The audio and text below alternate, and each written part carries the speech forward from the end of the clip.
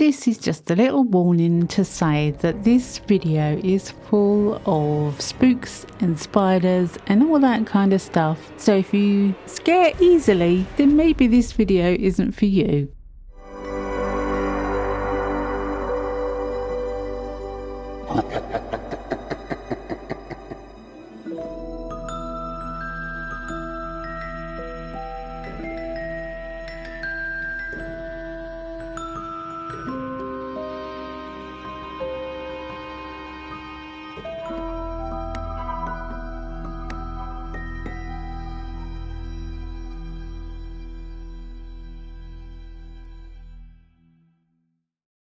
Hey, welcome back to my channel. It's Wendy here from Toonpish Crafts and I hope you're doing okay.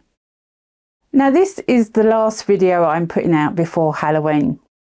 And that saddens me because I really love all the Halloween graphics and messing around with ghosts and spiders and all sorts in the videos. So this video is going to be a really simple make. If you're new to resin, then check this video out. It could not be simpler. And I really hope you enjoy it. And because it's the last one of the season, I'm going to be cramming it full of things for you to look at. If you're scared of spiders or ghosts or loud noises, then maybe this video isn't for you. But if it is, stick around and I really hope you're entertained by it. It was a lot of fun to make.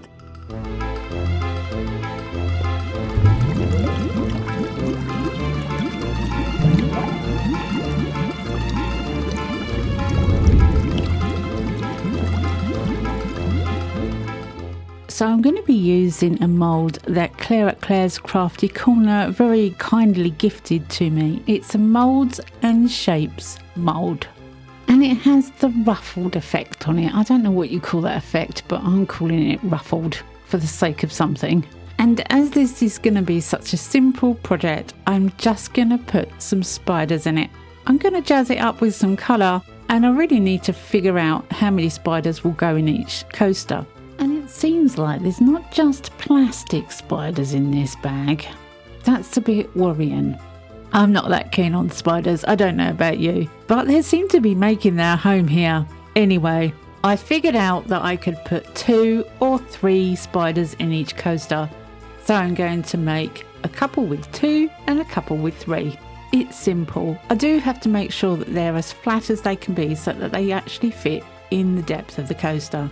Some of them had bits sticking out the bottom which I had to take off, but ultimately they all fitted eventually.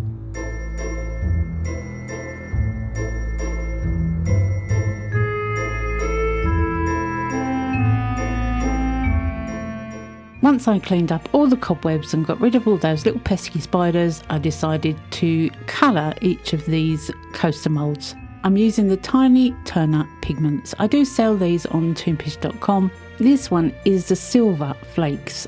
I've not come across any other silver flakes like these.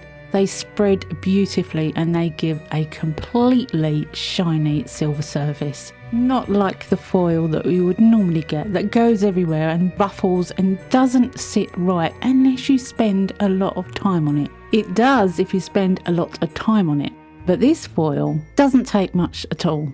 The second colour I'm using is the Spectre.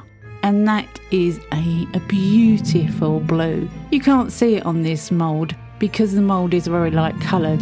There's a glimmer of it, but seriously this purple blue is amazing. Now mica or flakes can give you a sore throat, so if you find that you're having any kind of reaction to them, please wear a dust mask while using these flakes or any flakes.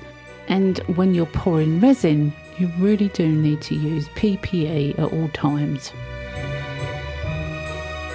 The other 2 colours I'm going to use are Fairy and Pixie. Again, they are flakes, they are not powder, so you can't put these type of flakes into resin unless you're looking for a glitter effect. They won't colour the resin, but they will colour silicone. The colours that come from these flakes are amazing. You'll see later what colours they turn into, but they don't look anything like they should on a light blue mould. It doesn't give their colour away at all, apart from the silver obviously.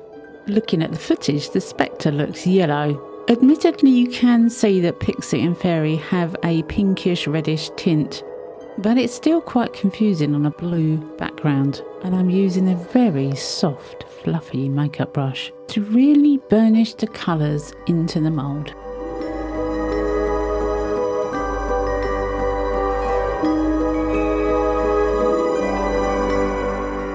So once that's all done, I think I'm being visited by the little skeletons again. I'm going to be using Let's Resin Fast Cure for this make, and I'm also still trying out the Let's Resin mixer. There will be a video coming out shortly with all my views on this mixer, but for now I'm just trying it out, and I'm putting it in some videos so that you can see that I'm trying it out.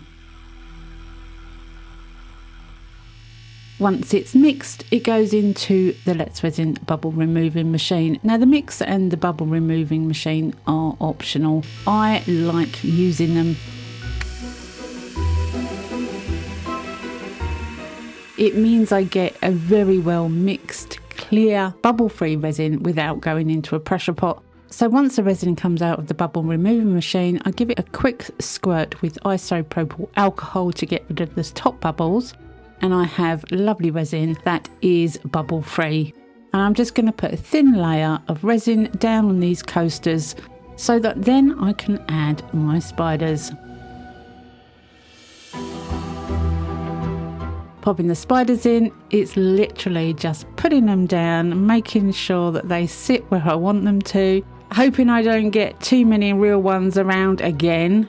And yeah, 2 in 2 and 3 in 2, and that is pretty much most of the coaster done. But I just gotta wait for it to cure for a while. As it's quick cure resin, it won't take that long to cure, so I'm going to come back in about 3 or 4 hours and add the last layer.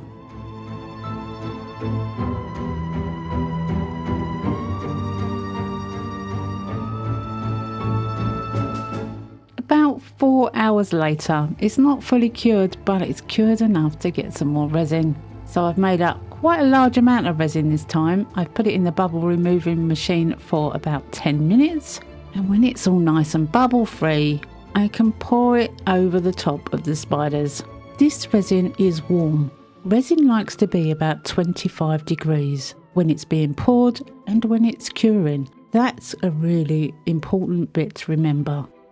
I'm going to make sure that these coasters are completely full to the top, which means I'm looking down below and across the top, and I'm kind of doming them in the mould itself. That way I get a really nice finish. Now the resin won't spill over as long as I don't use isopropyl alcohol, because that will break the seal and they will float over the side. But resin itself has its own tension, so as long as you don't overdo it, you can get a little dome on the top when you first pour them. But you really need a flat surface to pour these on. I'm using a micro brush to go around the inside edge, which is a 90-degree angle and where air can get trapped. And I'm using a long net lighter to get rid of any surface bubbles that may have come up from the spiders themselves. Unfortunately, my long net lighter didn't work very well, so I swapped out to a creme brulee torch and was very quick with it. I certainly wouldn't recommend using a creme brulee torch on any kind of mould. It can heat the resin up too much and fuse the resin to the mould, but a quick flick with it is okay.